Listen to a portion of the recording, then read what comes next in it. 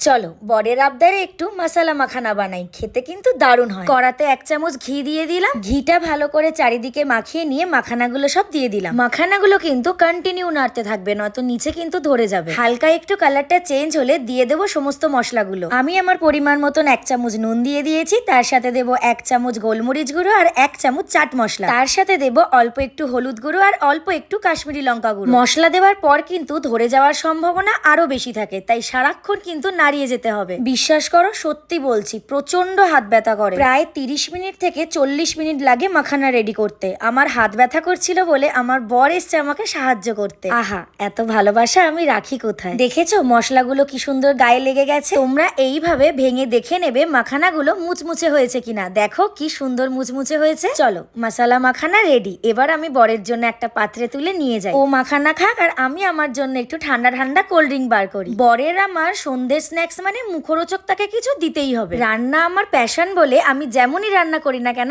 বর আমার সবসময় দারুণই বলে। চলো এবার মুভিটা দেখি আর তার সাথে আমিও একটু টেস্ট করি। দারুণ হয়েছে কিন্তু, তোমরাও একবার বানিয়ে দেখো। আজ আসি, টাটা।